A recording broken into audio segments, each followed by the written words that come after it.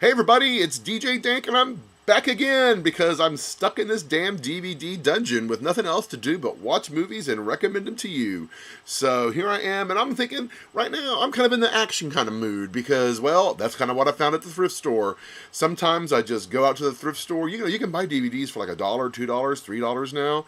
So that's one of the ways that sometimes, other than laying late at night and watching the Netflix and flipping through, that I actually find things and get all excited about watching them. So anyway, I have to admit, I have two favorite thriller action films when I was growing up. I don't know, I just love these movies. Don't ask me why. I mean, they do have their flaws, but the first one is The Boys from Brazil. This starred Gregory Peck in one of his few bad guy roles, and he was always so good as a bad guy. It also has Laurence Olivier chewing up the scenery as only he could do, and James Mason talking in that way that only James Mason could do, and we know what that is. So, and sounding debonair, it's kind of like the Peter Lawford or David Niven. It's always the bon vivant Ponzi guy, but that's what I love about the James. But this one is about what would happen, because in the 70s, Nazis were popular as bad guys. You have Marathon Man with Laurence Olivier and Dustin Hoffman, which I got the pleasure of seeing at the Castro Theater on the big screen. It was amazing. I love me some Marathon Man. But The Boys from Brazil, a little more campy, but it's about what would happen if Dr. Mengele, got out of Germany and went off to South America with Hitler's, body, skin, or organs or whatever, and creates little baby Hitlers and then plants them all over the world. And anyway, I'm giving you way too much. But anyway, it's really good, and it's crazy and weird and fun, and it is like, wouldn't it was an action film more than a thriller mystery film, but it's one of those that that's one of my favorite movies, and we'll go to the next one I love so much, Black Sunday. I mean, there is the Black Sunday with Barbara Steele, and it's classic, and it's great, and it's Mario Bava. But this is the one when I was a kid where they were going to drive the Goodyear blimp into the Super Bowl.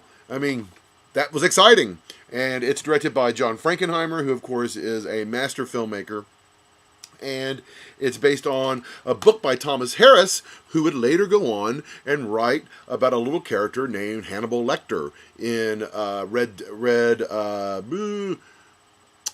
Red Dragon, thank you, and then Silence of the Lambs. So it's based on one of his books. It stars the amazing Bruce Dern, who always played a good cuckoo character, Marta Keller, who was kind of a 70s pop actress. She didn't last too long in America after the 70s, but she was in quite a few thrillers that I liked back then. And then Robert Shaw, who of course was Quint in Jaws, who got bitten by the shark and bled blood out of his mouth and got yanked down in the giant climax of Jaws. So he was kind of a hero for me back then. And so Black Sunday is all about the good guys trying to defeat the bad guys from the crazy plot they're doing, and it is super fun and has aged well, and I highly recommend it.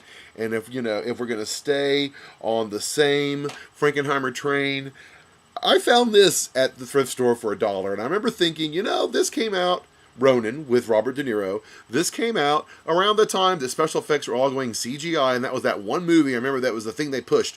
No, this movie was actually used real cars and special effects. Well, it did, and I can't believe this. I didn't realize this was made in 1998, so that means it's like a 15 years old, and that's why all of a sudden Robert De Niro looks so young in it. But wow, what a fun movie! It's aged really well, and that John Frankenheimer touch is all over it, which is going to give this movie legs. It looks like a 60s action flick. It looks great. It's well paced, no CGI, and it's a great caper film with twists and turns and great acting. And then finally we'll just cap it off with one of the biggies. No, it's not the Towering Inferno. That's a whole nother combo, baby. This one is The French Connection with Gene Hackman, directed by the same guy that directed The Exorcist. And it's William Friedkin.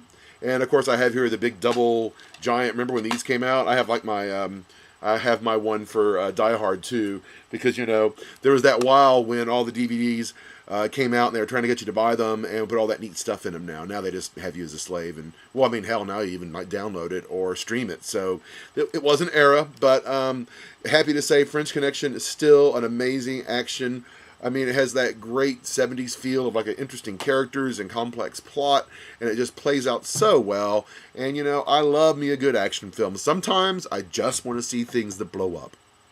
Don't we all? So anyway, this is DJ Dank here in the the DVD dungeon. I'm trapped down here with all my movies, watching them just for you. You can also find me on underthegoldengate.com.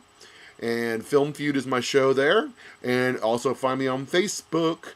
And and I keep on meaning to mention, my name is Videoid and on Twitter. Because I'm that big of a David Cronenberg nerd that I had to name it some version of Videodrome. So it's a Videoid. Videoid. I don't know how to spell it either. So just keep working at it. Anyway, DJ Dank signing off.